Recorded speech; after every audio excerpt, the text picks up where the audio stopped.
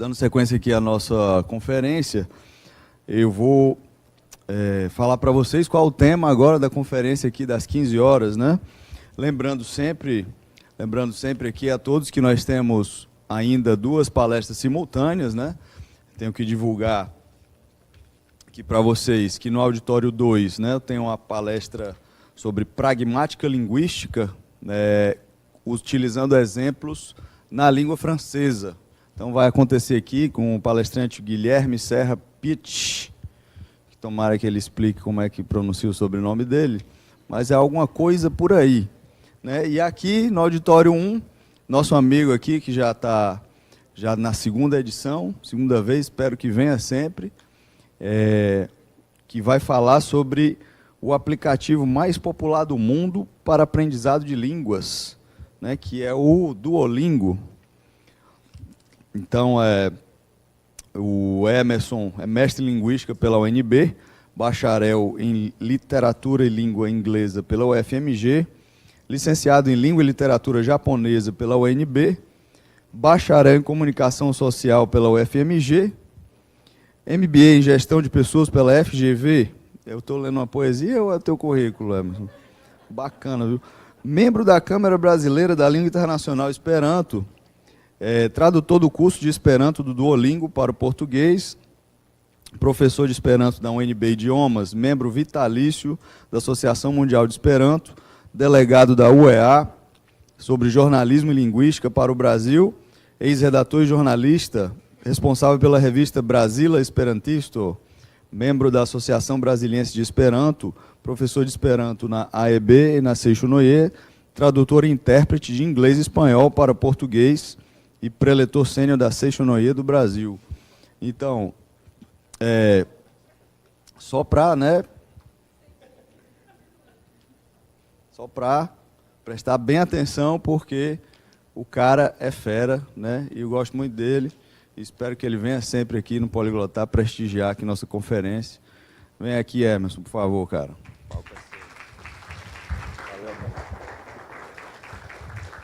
Boa tarde.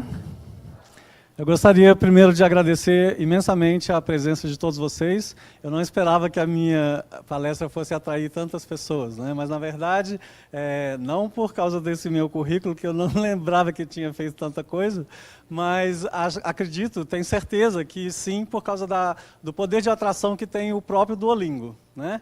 Então, eu gostaria primeiro de perguntar se todos aqui conhecem o Duolingo, sabem o que é o Duolingo. Quem conhece o Duolingo? Levanta a mão. Todo mundo levantou. Então, a gente vai poder ganhar alguns dos minutinhos aí que a gente começou um pouco atrasado, para tentar fazer de uma forma mais interativa, ok? Então, nós vamos ter um espaço depois para poder ter perguntas e respostas, mas se vocês quiserem interromper durante a exposição, por favor, o façam, né? E se quiserem comentar também alguma coisa, podem fazer. Mas, vamos lá.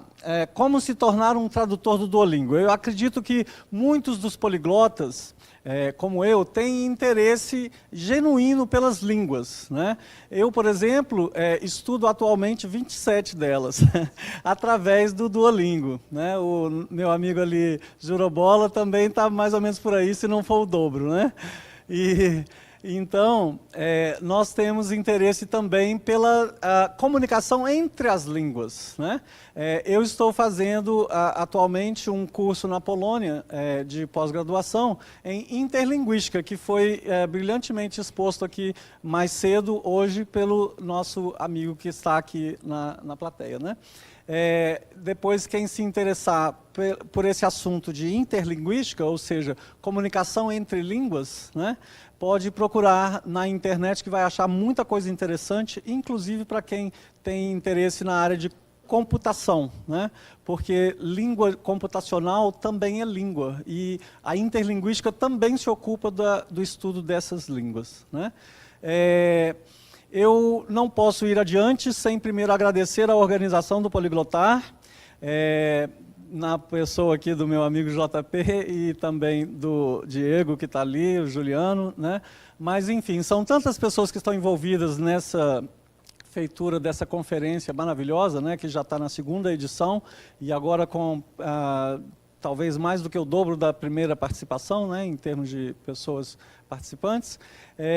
E dessa vez temos a vantagem de ter o pessoal aí de casa também assistindo, né? Então, muito obrigado aí também para quem está assistindo. Numa próxima participação possível, eu talvez faça em inglês para poder atingir um número maior de pessoas.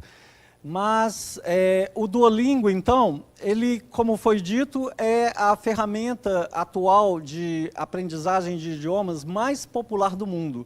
Eles têm simplesmente mais de 200 milhões de usuários, né? Isso não é pouca coisa. Então, pode passar aí, por favor. O Duolingo começou, ficou um pouco difícil de ler, né? Mas o Duolingo começou como um grande projeto que tinha o objetivo de traduzir toda a internet para todas as línguas, né? E ainda tem esse objetivo, mas não é mais o objetivo principal. Então, quem criou o projeto Duolingo foi o Luis von Ahn, que está aqui, e o Severin Hacker, né? Isso foi em 2012. Vocês vejam que não tem tanto tempo assim. E eles já conseguiram mais de 200 milhões de usuários para o projeto deles, né? Muita coisa já mudou nesse projeto, mas o principal é que eles estão ensinando gratuitamente, que é o principal, né? Gratuitamente várias línguas, e inclusive algumas delas bem inusitadas. Já tivemos aí em outras palestras referências a línguas como o High Valyrian, né? Lá do Game of Thrones. E então você pode aprender o High Valyrian no Duolingo. E também o Klingon. E também o Esperanto, claro. Isso para falar só das línguas que não são línguas étnicas, né? Mas, volta um pouquinho, por favor. Ele é, então, 100% gratuito, é um modo divertido de aprender, porque ele foi feito numa metodologia de gamificação, isto é, tentar fazer com que o aprendizado de línguas fosse encarado como um jogo, né? Então você vai jogando, e à medida que você vai jogando, você vai ganhando pontos de experiência, e esses pontos de experiência você pode trocar por algumas funções que tem no próprio projeto, né? E é um método cientificamente estudado e aperfeiçoado a cada ano. Então, já tem várias universidades, e não só universidades, mas escolas de nível médio e de outros níveis, né, que estão adotando o Duolingo como um instrumento paralelo de ensino de línguas estrangeiras, né? Um dos outros objetivos é o registro de todas as línguas que hoje são faladas no mundo. Na palestra do nosso amigo aqui, ele falou sobre a importância de você tentar fazer uma futurologia com relação às línguas, né? Será que vão diminuir para uma língua ou duas línguas o número de línguas faladas no mundo um dia? Ou será que elas vão se multiplicar? A gente não sabe o que vai acontecer, né? Mas, de qualquer forma, as que estão atualmente sendo faladas no mundo, é o objetivo do projeto Duolingo, registrá-las e fazer com que as pessoas possam ter acesso e aprendê-las, né? O interessante é que, por exemplo, a língua irlandesa, né, o gaélico, ela tem hoje mais usuários de Duolingo que falam ou que aprendem essa língua do que tem falantes nativos de irlandês, né? E o mesmo está acontecendo com a língua do país de Gales, né? O Welsh, né? Eles estão fazendo essa introdução através do Duolingo, e você tem um número que já está chegando aí ao mesmo número de falantes nativos do galês, né? E daqui a pouco vai passar. O objetivo inicial era traduzir toda a internet, com o trabalho dos jogadores. Isso que foi a grande jogada do Luis von Ahn, porque ele queria que as pessoas, à medida que fossem jogando, fossem traduzindo trechos da internet, né? E com isso, automaticamente, isso seria transmitido para outros sites da internet e principalmente os mais utilizados, que são a Wikipedia e alguns outros, né? Para que tudo isso fosse traduzido ao mesmo tempo e de forma gratuita, pelos próprios usuários do Duolingo. Mas isso não aconteceu bem dessa forma e muita coisa mudou. E hoje eles estão focando, então, em levar o acesso ao aprendizado de línguas gratuito a todas as pessoas em todo o planeta, né? Pode passar, por favor. O Duolingo tem hoje 28 línguas que você pode aprender, principalmente se você fala o inglês. Então, a partir do inglês, você pode aprender 28 línguas. A partir do português, você pode aprender 9. A partir do espanhol, você pode aprender 6. Né? E ali é um exemplo de uma das páginas, né, que você pode escolher entre o curso de alemão, o curso de italiano e o curso de Esperanto, que é um dos que estão disponíveis para quem quer aprender o Esperanto. Você tem Esperanto a partir da língua inglesa, Esperanto a partir do espanhol, e nós estamos traduzindo atualmente o Esperanto para o português, né? Então, em breve, todo mundo que está sendo aguçada e a curiosidade pelo vasto material que a Liga Brasileira de Esperanto enviou, né, para que vocês conhecessem essa língua, Esperanto, vocês podem, então, ter acesso, a partir do ano que vem, ao curso de Esperanto no Duolingo, que espera-se, em poucos meses, a pessoa já consiga um nível de domínio que ela possa ler livros e revistas e jornais sem problema. Bom, como funciona o Duolingo? Todo mundo aqui já conhece o Duolingo, então vocês lembram que ele tem lições fragmentadas, né? São apenas algumas frases fora de contexto. Por que isso é importante aqui para a nossa palestra? Porque nós vamos falar sobre a questão do sistema de tradução no Duolingo. E isso independe de qual língua está sendo usada, né? As questões de tradução, os problemas de tradução, eles vão aparecer independente do par de línguas que for utilizado. O foco é na escrita, mas você tem alguns exercícios de audição e no começo tinham de fala também, mas por enquanto abandonaram, pode ser que depois voltem. Você progride através de uma árvore de habilidades, que eu vou ilustrar daqui a pouquinho. E você tem a opção sempre de voltar para poder revisar aquele material que você está com dúvida, né?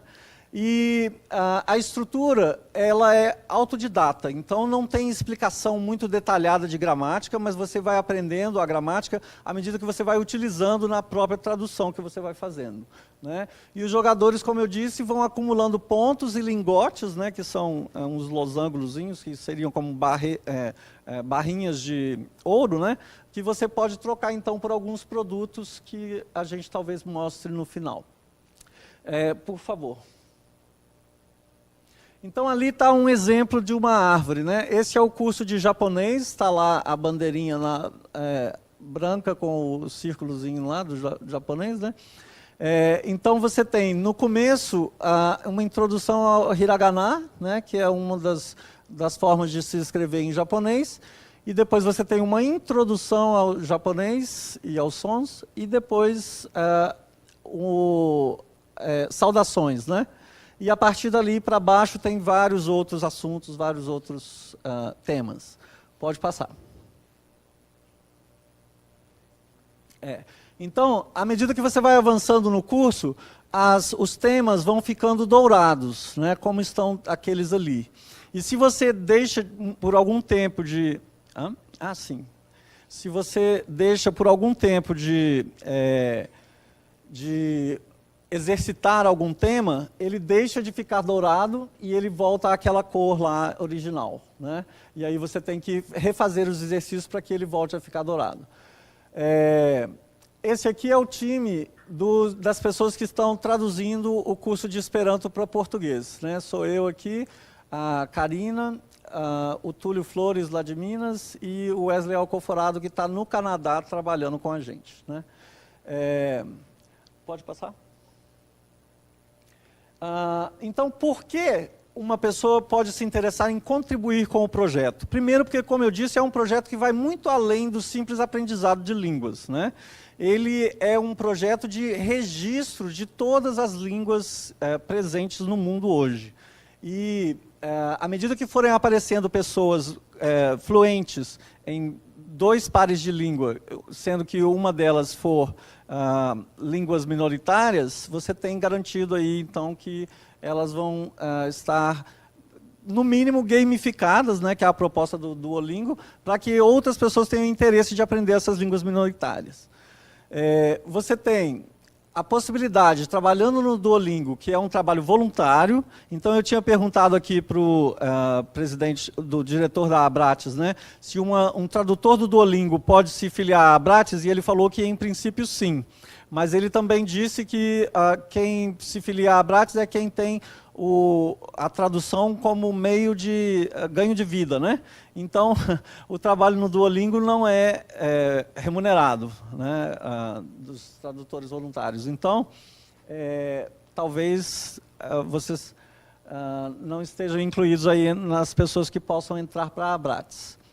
Mas você pode melhorar o seu currículo e o seu portfólio como tradutor, porque é um projeto reconhecido mundialmente, é um projeto muito sério, realmente, que está sendo apoiado por várias universidades, mundo afora, e, inclusive, já tem um outro objetivo, que é de concorrer com as instituições atualmente acreditadas para fazer a certificação de fluência em determinados idiomas, né? Então, por exemplo, hoje, quando você pensa em uma certificação para o idioma inglês, a maioria das pessoas vai pensar no TOEFL, não é isso? E eles estão concorrendo abertamente e declaradamente com o TOEFL, porque já tem algumas universidades nos Estados Unidos e algumas empresas que aceitam o certificado do Duolingo como sendo um certificado válido para fluência em inglês. E o custo é bem menor do que o do TOEFL, né? Participação em um voluntariado na área de educação, que é um dos pontos mais importantes quando se fala em voluntariado hoje em dia. Disseminar conhecimento, né? Tornar as aulas de línguas mais divertidas e eficazes. Oferta de acesso à educação superior para pessoas de baixa renda, propaganda do seu próprio idioma como língua internacional, aprender outras línguas de maneira rápida e divertida, difundir uma filosofia que protege a diversidade linguística, como, por exemplo, através do curso de Esperanto, né? Porque o Esperanto, por não ser uma língua étnica, ele não é propriedade de nenhum país, né? Mas, ao mesmo tempo, ele é propriedade de todo o planeta. Então, uma pessoa pode, através do registro pelo Esperanto, garantir a sobrevivência da sua língua. Sendo que qualquer outra língua étnica, como o inglês, o alemão, o francês, né, ele tende pela adoção das pessoas de algum país, suplantar as línguas que eram aborígenes, né? Como a gente já viu acontecer em vários outros lugares. E ter o seu trabalho reconhecido mundialmente, através do programa de embaixadores, né, que eles estão aperfeiçoando, e vem aí algumas novidades bem interessantes, viu, Jurobola? Para quem gosta de viajar e tudo mais, mas eu não posso falar, porque realmente ainda não foi oficialmente divulgado o que vem por aí para as pessoas que participam do programa de embaixadores do Duolingo. Pode passar? Então, como você pode se candidatar como um tradutor? Qualquer pessoa que seja fluente em 2 idiomas pode propor que aqueles 2 idiomas tenham um curso no Duolingo. E aí vai depender da pesquisa que eles tiverem de demanda, né, para que esse curso seja inaugurado. Mas a forma de se candidatar é muito fácil, que é através da chamada incubadora do Duolingo. Então, hoje, na incubadora, nós temos em torno de 40 línguas, né? Línguas muito conhecidas e línguas não tão conhecidas. É importante destacar o papel do Duolingo na integração do pessoal que está saindo da Síria, por exemplo, e de outras regiões de guerra, né, e está se integrando em países europeus e outros continentes, né, porque você tem um curso de árabe, aliás, de alemão para falante de árabe, sueco para falante de árabe, francês para falante de árabe, né, várias línguas a partir do árabe, para que esses migrantes, né, lá da Síria possam se integrar, mas não só da Síria, né? Você pode, então, escolher um par de línguas e clicar em contribuir para um curso. Aí você vai submeter 2 textos para análise nas 2 línguas. E aqui estão as dicas de ouro para se destacar na escolha, porque tem muita gente querendo trabalhar no Duolingo, né, apesar de não ser um trabalho remunerado. Então você tem que se destacar na multidão, né? Nós recebemos só no curso de Esperanto mais de 300 inscrições de candidatos, mas muitos deles são eliminados logo de cara, porque, primeiro, a pessoa não faz uma básica revisão do seu próprio texto em português, né? Então, se o texto em português não está bom, né, não está demonstrando que essa pessoa tem uma capacidade boa para tradução, ou pelo menos para revisão, né? Porque tem também o trabalho de revisão de conteúdo.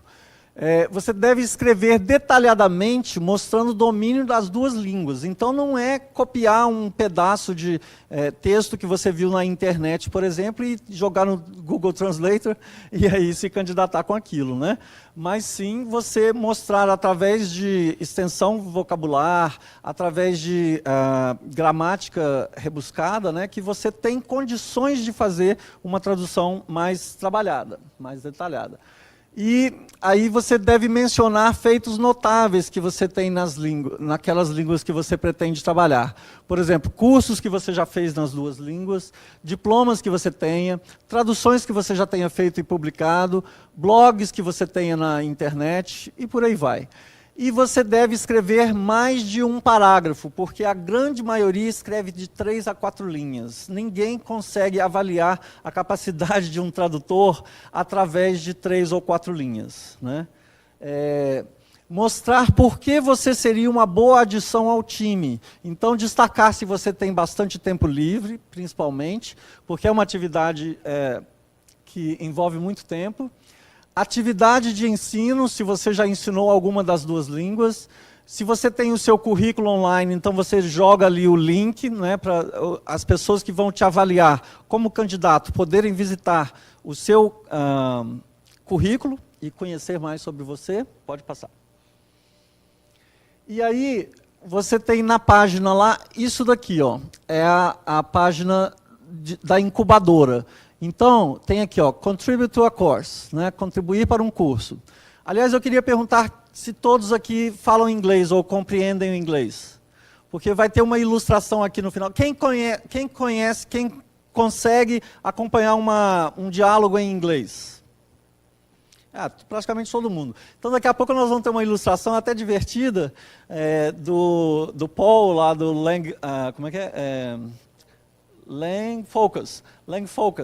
Ele fez uma abordagem muito interessante do Duolingo, falando que o Duolingo é o diabo. E vocês vão ver por quê daqui a pouco. Mas aí, para se candidatar, você vai lá, clica em contribuir para um curso, escolhe o par de línguas.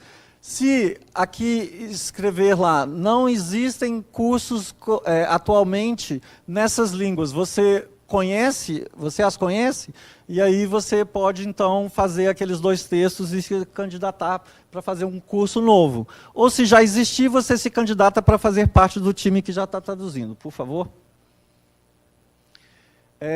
Então, você vai encontrar isso daqui, e você vai colocar se você quer ser moderador ou simplesmente um contribuinte tradutor, né? Moderador, além de traduzir o curso, ele vai também zelar pela organização daquele curso específico, né? Administrativamente, para ver que tudo está correndo de acordo, né?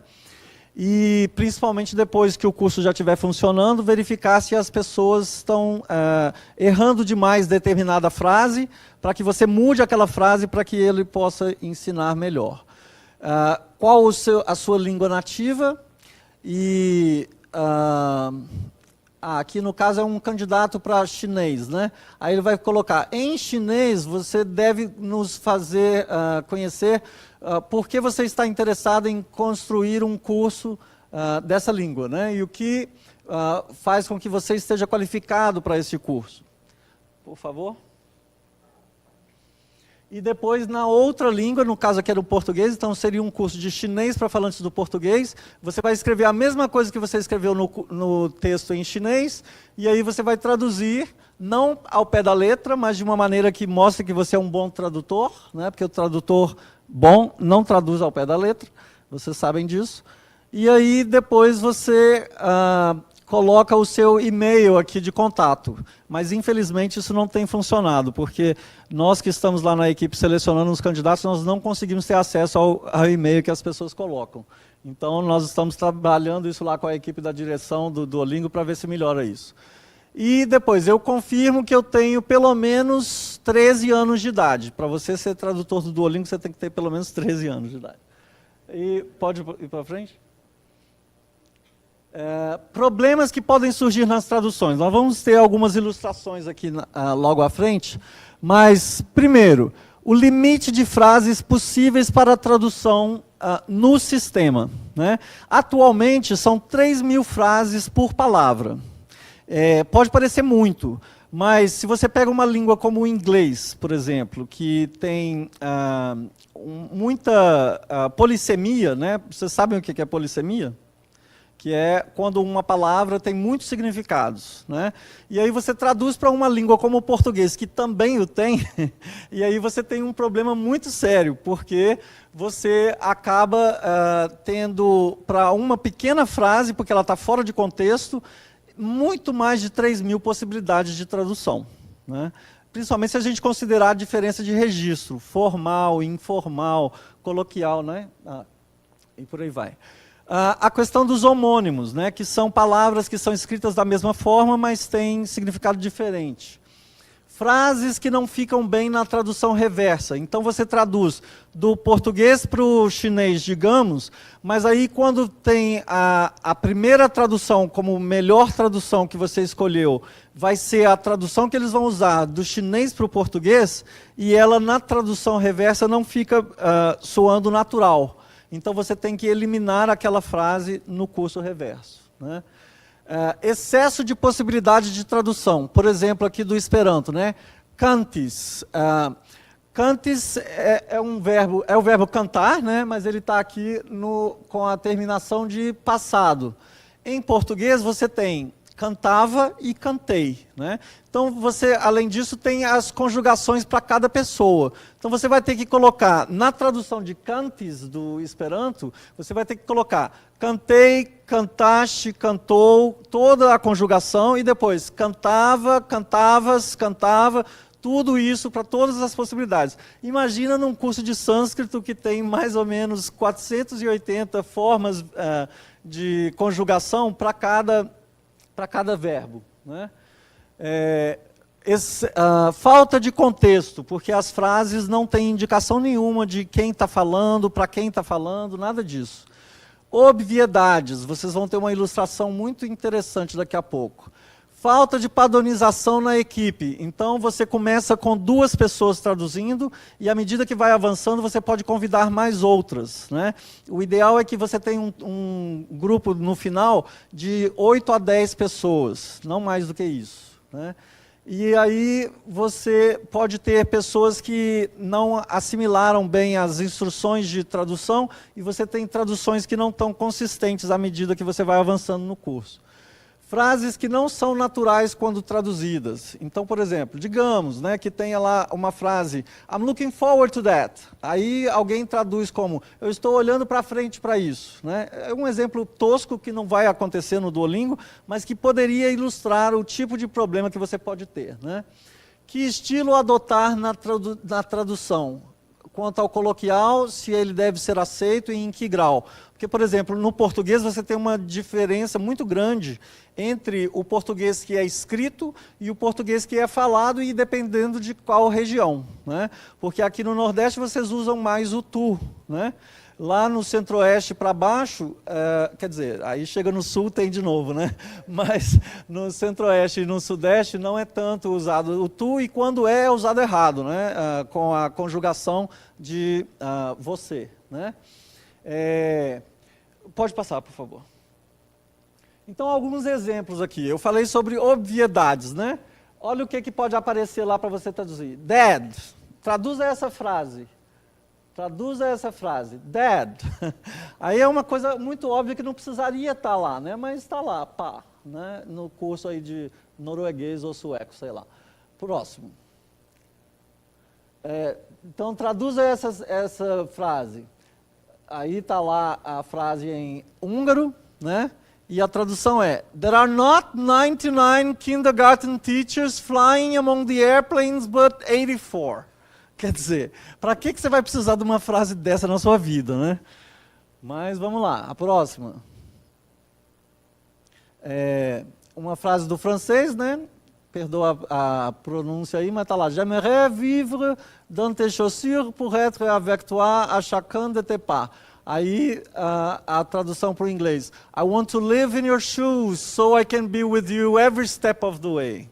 Né? Legal. A próxima. How many of us are we? Um problema existencial aí do Duolingo. Próximo. Pije pivo odsvish deviti let. Que é do tcheco, né? Aí tá lá. He has been drinking beer since he was 9. Porque vai fazendo as combinações das palavras lá, e aí você não tem controle se vai aparecer uma idade, drinking age lá pro sujeito, né? Próximo. Sus lábios son azules. Her lips are blue. Coitada, né? Tem até um comentário aqui, ó, onde que tá? Tá aqui, ó. Then get her some help, Duo. Ok. Próximo. Próximo? Já tá. Essa é do holandês, né? En koe is geen nummer. A cow is not a number. Não me diga, né? Que a cow is not a number. E por aí vai, né? Se vocês entrarem no Twitter, tem alguns grupos lá só sobre traduções esquisitas do Duolingo, né? Porque às vezes o trabalho em equipe pode deixar as pessoas um pouco fora de sintonia com a praticidade, né? Então acontece esse tipo de coisa aí. Acho que acabaram os exemplos, deixa eu ver. Não, tem mais aqui. Translate this text. Nem eu estou enxergando. Meu Deus. Deixa eu ver. Deixa eu ver aqui, peraí.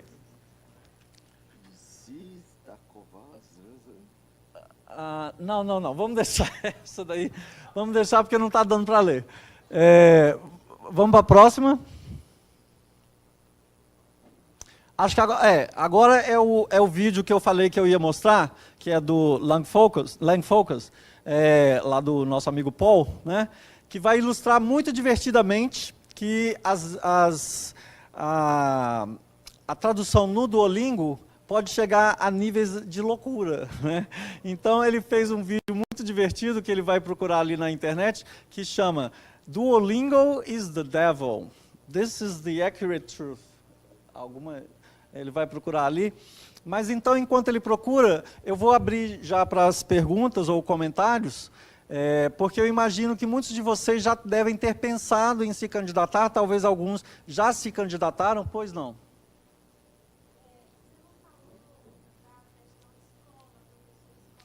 Sim, muito bem lembrado. Perfeito. O Duolingo tem um projeto, um subprojeto, que é o Duolingo nas escolas, né? E você pode, então, como professor de línguas, utilizar paralelamente aos métodos tradicionais o Duolingo ou em classe ou como homework, né? Como dever de casa. E aí você pode assinalar algumas pessoas para serem os seus alunos online. E você monta grupos de determinada língua no Duolingo para que eles vão sendo assinalados para fazer determinados exercícios por você, e aí você vai controlando o progresso de cada turma, né? E você pode fazer, designar alguns exercícios específicos para exercitar determinada habilidade, né? Ou parte da gramática, digamos. Ou você pode colocar do degrau inicial até o primeiro ponto limite, né? Porque tem pelo menos uns 4 pontos limites no curso. E aí você pode colocar o trecho que você quer que as pessoas daquela turma cubram. Ok? Pois não. Você pode colocar o limite de tempo, bem lembrado. Você pode... Uhum.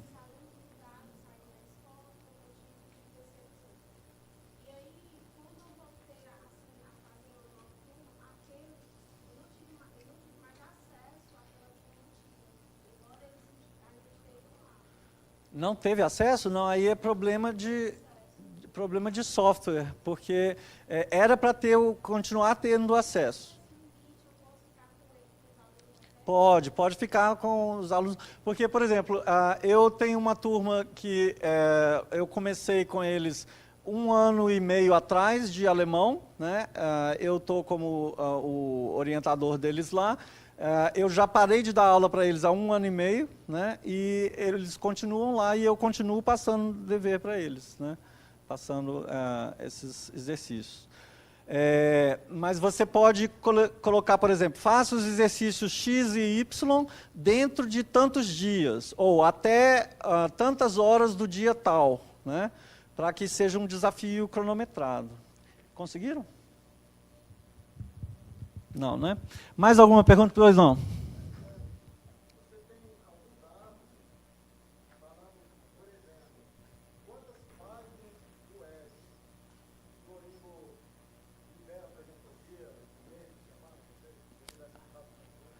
Pois é. Como eu disse, o objetivo foi um pouco alterado, né? Então, eles não estão mais trabalhando com esse objetivo por enquanto, de traduzir as páginas da web, né? Eles estão focando mais no aprendizado mesmo de línguas, ok? Mas durante a fase inicial, quando eles estavam traduzindo, eu não me lembro dos números exatamente, mas se você procurar na Wikipedia história do Duolingo, você vai ver lá que eles comentam sobre isso, né? Mas era uma coisa impressionante, porque o Luiz Vonan, eu não sei se vocês estão ligando o nome à pessoa, mas sabe aquele CAPTCHA que vocês usam para ter acesso a determinadas coisas? Ele que inventou, né? E ele inventou também o Duolingo. Então, a cabeça dele funciona assim: vamos fazer as pessoas pensar coletivamente, né? Então, segurança é segurança de modo coletivo, porque o CAPTCHA, não sei se vocês já tiveram a curiosidade de ver como é que ele funciona, mas ele pega trechos que uma máquina não consegue ler, mas uma pessoa consegue, né? E aí é para você verificar se você que não é um robô, né? Temos internet? Ainda não. Mais alguma pergunta? Alguém de vocês já tentou se candidatar para ser tradutor do Duolingo? Ninguém?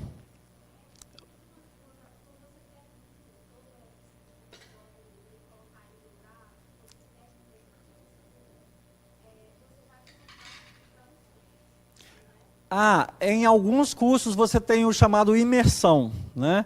Essa imersão é porque você tem alguns textos e aí a partir desse imersão é que era feita a tradução da web, viu, Jurobola?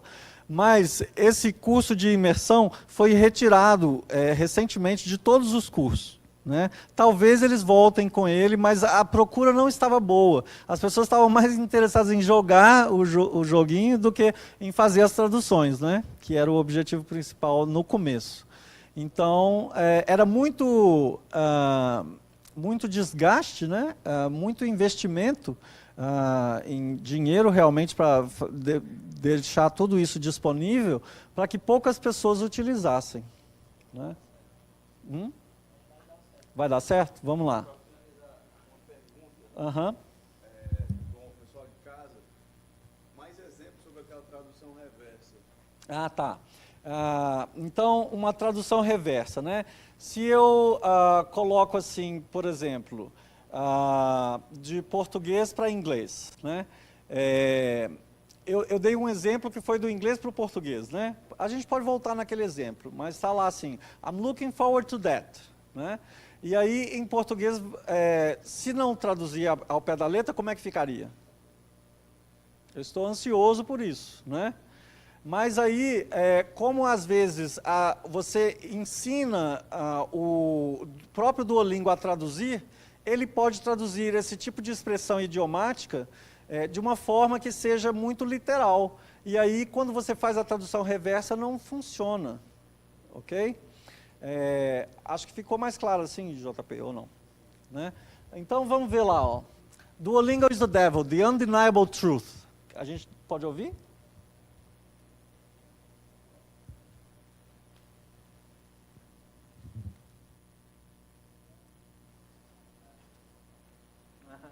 Não, então vamos lá. Temos poucos minutos. Mais algum comentário ou alguma pergunta? Pois não.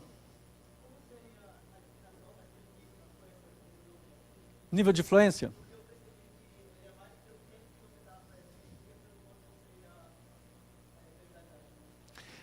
Bom, então não seria o nível de fluência, mas o ponto de experiência que você está falando?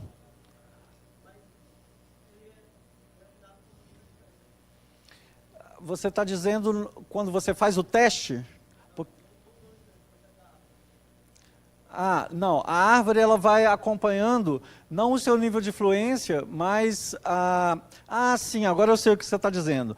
É porque o Duolingo ele tem alguns projetos paralelos que são experimentados não de uma maneira global, mas com testes A e B. Né? Então, por exemplo, 20 mil pessoas vão ter determinado recurso e outras não. E eu já tive acesso a esse recurso, mas hoje não tenho mais. Então, não estou naquele pessoal que está testando essa característica, né, que é o nível de fluência que aparece. Mas esse nível de fluência é baseado no número de acertos que você consegue. Tá? Então, não é uma coisa perfeita, mas parte do pressuposto de que se você acerta 100% de traduções de frases, né, você está com um nível de fluência que é considerado muito bom. Né? E se você está errando mais de 80%, você não está fluente naquela língua. Ok? Respondeu? Mas, pois não. Ok. Isso, e põe em tela... Languages that now has here from the golden calf. Owl. Sorry. The Esperanto skill tree on Duolingo. As you can see right here from the golden calf. Owl. Sorry. Hello everyone, welcome to the LangFocus channel, and my name is Paul. Today I want to talk about Duolingo. It's an application for learning languages that now has over 100 million users. I've been using it for a few months, and it's really an effective way to learn a language for free, or so they say. Nothing in this world comes for free, and using Duolingo comes at a price, quite a steep price that you need to be aware of. When using Duolingo, you sometimes encounter some very strange sentences. Some of these sentences are complete nonsense, but others seem to be a very clear reference to the dark, disturbing side of human nature. Some people say that these sentences are just luck or they result from random word combinations, but I beg to differ. There are far too many of these bizarre, strange translations for it to be simple luck. The truth is, Duo wants to possess your soul. You don't believe me? Let me prove it to you.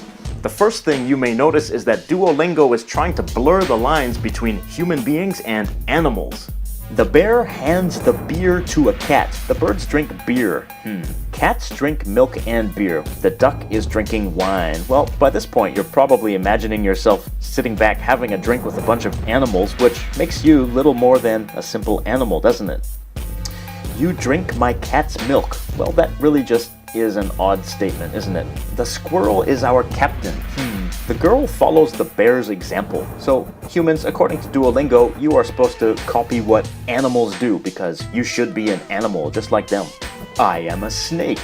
We do not know who is human. Duolingo wants to convince you that you are the same as an animal rather than a spiritual being. They want you to revert back to your animal impulses and your wild instincts. They continue this process of spiritual destruction by killing your self-esteem. You are stupid. Well, thank you, Duolingo.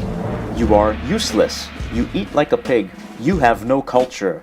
Well, that's really just a low blow now, isn't it? Now you have no friends. You have rings under your eyes.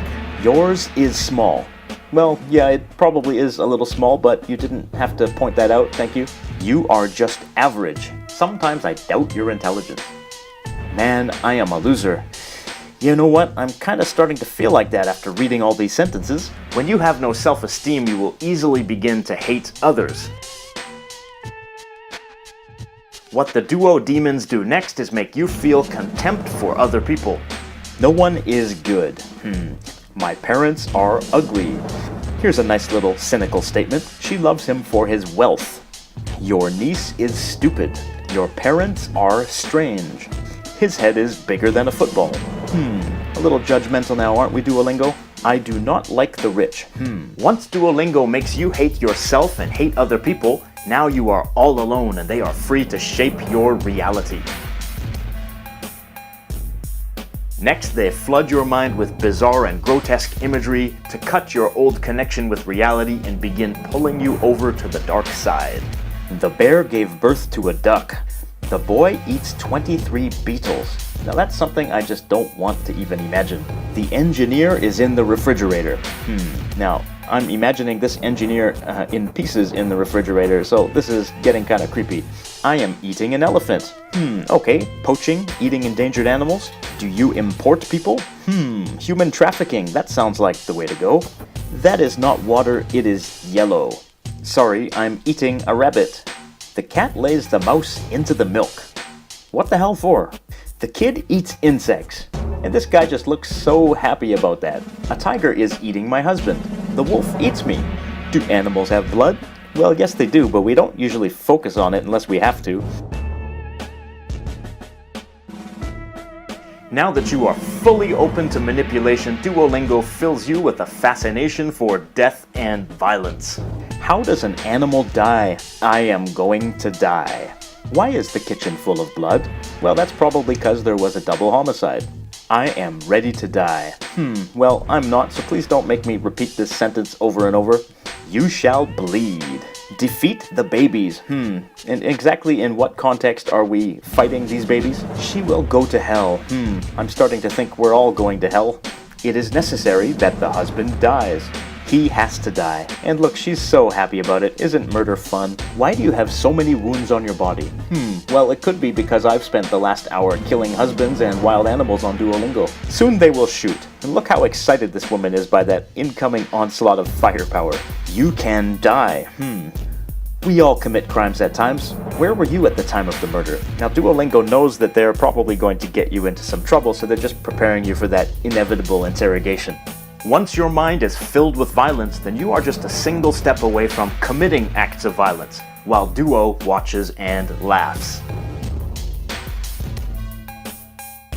The last step is designed to ensnare your soul permanently because of its addictive nature. Duolingo seeks to fill your soul with sexual immorality.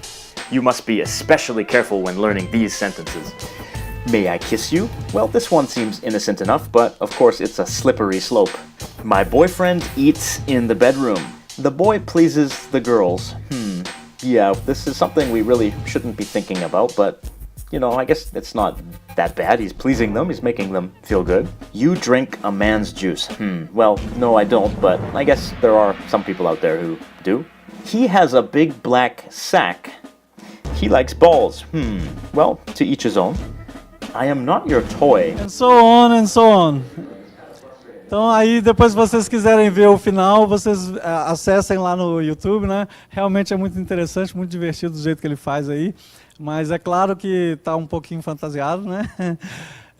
Mas, de qualquer forma, eu queria só deixar claro que a tradução no Duolingo está longe de ser perfeita, mas ela precisa da colaboração de nós, né, que somos poliglotas, que conhecemos várias línguas no ponto suficiente para poder traduzir um curso desse, e para que a gente possa se voluntariar para que mais pessoas com menos acesso à educação que nós tivemos tenham acesso a esse tipo de informação e de educação, né, que é aprendizado de línguas estrangeiras de uma forma divertida e eficaz. Então, agradeço muito a atenção de todos vocês aí também de casa, muito obrigado.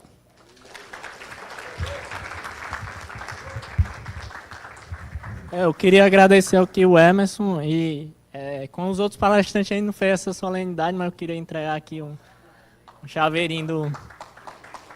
Peço desculpa, mas porque a correria... E eu queria dizer que um dos teus parceiros, tradutor, ele foi colega meu de faculdade. É o Wesley, mora lá no Canadá. Parabéns, valeu, Emerson.